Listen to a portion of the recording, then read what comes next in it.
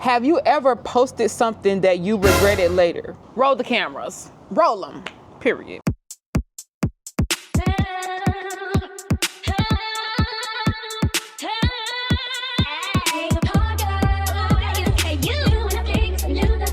What's poppin', y'all? Welcome back to my channel. It's your girl Pynk Honey, where we talk about all things lifestyle. We get into the tea about what's really going on in my life, because I don't hold back. But if it's your first time here, make sure you hit that like button, subscribe to my channel, because I keep it real. When it comes to me, you're gonna get the tea and the honey, okay? Go ahead and like and comment on this video. Make sure you subscribe to my channel. Thanks in advance, baby. Today, we're gonna be answering your spicy questions, okay? I don't know why I decided to do this video, because y'all just like to be nosy about what I got going on in my life. That's what I see. So I got some questions here on my phone, and I'm gonna be answering them. So let's get into the motherfucking tea, baby, okay? Roll the cameras. Roll them. Period. Somebody asked me, how did you become so comfortable with making content? I became comfortable with making content because when I was growing up, I was in theater. And so like being in theater, it just showed me how to get out of my shell, because I had moved to this new school when I was in high school. And like when I had moved to that new school, it was just like I was the new kid on the block. So I didn't really have no other choice but to get out of my shell. And that is what helped me become like an outgoing person. Like I'm a natural born butterfly, and I love being a social person. Like I love getting to meet new people. I like for people to meet me. I like to learn about what other people got going on, you know what I'm saying? Because it helps me gather some context about that person's life, or like just things that I don't know about. So showing up on camera wasn't hard for me to do, because I naturally like to be in front of the camera. And so creating content is not hard for me, because like I said, when I was in theater, I had to get out of my shell. And y'all know when you take theater classes in high school, you just got to evolve with the stuff that you're doing. So just taking theater and doing public speaking really helped me become comfortable with doing content, because like doing content is literally just talking to a camera, but it feels like you're talking to yourself, and you kind of are talking to yourself. But then when you have people show up online and they're commenting and they're saying they like what you're doing, it helps you have that like balance of I'm doing it for somebody else too, not just myself. So that's what I would say is what helped me get comfortable with doing content. Somebody said, do you always have a vision for content in mind, or do you just go with the flow? I would say yes and no. So I have a vision for my content. Like I'll think of something and I'll be like, oh, I want to create that today. Like today I flew my drone and I roller skated. Like I thought about doing that. So actually doing it was not a problem, because I had that in mind already. But sometimes I do go with the flow, like based on what I've already created in the past. If people are asking me to continue providing that content, like that's what kind of like going with the flow is for me. I'll post what the people want to see, because that helps you with views, and it helps you with your following trusting you. So sometimes I go with the flow. Sometimes I do have my own vision. The next question that I had got was, what kind of camera and editing software do you think is the most beginner friendly? So I started out with recording on my iPhone 10. I had an iPhone 10 Max, and I started out vlogging with that phone when I was in college. So I think any kind of phone that you have, if you don't have the best like budget to go and purchase a new camera, I think any kind of iPhone that has 4K quality, and it has like 2 cameras on the back of it, I think that is the best camera to start out with when you are starting to record. I think the best editing software to begin with is, if you have a MacBook, I would say iMovie, and if you have a phone, I would say CapCut.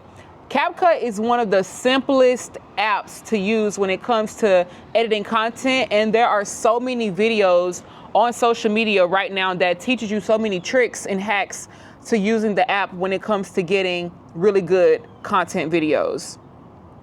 So I would say start there. Somebody said, is that a DJI drone? Yes, my drone is made by DJI. It is a DJI Mini 3 Pro. Somebody asked me, how's the battery life on the Osmo Pocket 3? Child, make sure you got the creator combo. That's what I'm gonna tell you. If you get the DJI Osmo Pocket 3, make sure you get the creator combo because it comes with the external battery pack that you can also use as an extension to the actual camera. Because the battery life, it does die kind of quick if you are shooting in 4K. Every video is in 4K. If it's not every video in 4K, hold that thought. If you are trying to get the DJI Osmo Pocket 3, make sure you purchase the creator combo. That's what I'm gonna tell you about this battery life, okay? The next question that I got is, have you ever posted something that you regretted later? What happened? Yes, I have posted something that I regretted. I posted a video that had my thighs out and my cheeks out, and it was like a video of what I had did in my whole entire day. And I had lost like 100 followers whenever I had posted that video. And I was like, damn, like what did I do that y'all didn't like? But it was because my cheek was in the video. And not everybody wants to see that on their timeline. So I kind of understood why they did unfollow. However, them, okay? Because why would you do that to my numbers? My numbers was looking good and you just left. So them, okay? What's your biggest pet peeve in the content creation world? My biggest pet peeve is that you can post content every single day and you will still go unnoticed. People will still overlook you, although you've been showing up and you've been working hard for like 3 years. People will still overlook you as if your content doesn't matter or like it doesn't seem valuable to them. That is one of my biggest pet peeves. What's the most awkward or embarrassing moment you've had while filming? Child, when I vlog in public, I always feel awkward. Like it feels embarrassing sometimes because people are looking at you film and sometimes you might not get the right shot. So you got to ask them like, hey, can you give me my drink again? And they're like, what? Like I already gave it to you one time. Why you want me to keep giving it to you? But you're trying to get the shot right. So like that is really annoying sometimes and it's embarrassing. How do you handle negativity or hate comments online? Simply, baby, I don't give up about your negative comments and your hate. I don't give up, okay? Because one thing about me, I'ma block you, okay? Because ain't nobody got time for your negativity on my page. Why you coming over here dragging what I'm doing, being hateful on my page when you ain't even got no profile picture? When your page is on private. No, we're not doing that here. So what are you gonna get? Blocked. That's what I do to negativity and hate. How do you balance creating content with your personal life? Girl, I take my camera everywhere. I take my camera to work. I take my camera to dinner. I take my camera to the bathroom. Child, I take my camera everywhere because I gotta get the content. Like, I even be telling people like, hey, could you hold my tripod real quick? Or could you do this for me so that I can get this shot real quick? Like my Uber driver one time, he took me somewhere and I said, can you open my door for me and record so I can get the shot? Yeah. You have to do what you got to do at the end of the day. Not everybody's going to understand. Not everybody's going to want to be helpful, but all you can do is open your mouth and ask. If they don't want to help you, okay, so be it. Figure out how you're going to get it done. But I will say that sometimes your priorities do got to come before creating content because like I have to go to work. So I cannot always create content when I'm at work. But what I will do is edit when I'm at work. So I just say with that, like, you got to find balance. You got to be able to find time in your schedule to be able to create content, to edit content, and to post content because you do have a personal life. This question is juicy. It said, what's the most expensive purchase you've made for your content creation? Y'all, I think my drone was one of the most expensive things that I paid for. My drone was like $1,200 because I got the actual drone and then I crashed my drone, so I had to get it fixed. So I think that my drone was probably like one of the most expensive things that I ever had paid for when it comes to content creation. Have you ever been recognized in public because of your content? Yes, like people who follow me on Instagram, when they see me in public, they be like, I know you, like you create videos. Like I remember one time I was in Louisville and I was in the bathroom stall and this girl was like, I seen you on Instagram. And I was like, you seen me on Instagram? Like, what you mean? She was like, yeah, I seen one of your videos on Instagram. I was like, okay, like that's dope as fuck. Like, it just made me want to keep going harder and made me want to keep posting. That's what I feel about it. This is a good one. They said, how do you deal with creative burnout? I'll take time for myself. I'll go find other things to do, and like I'll put the camera down.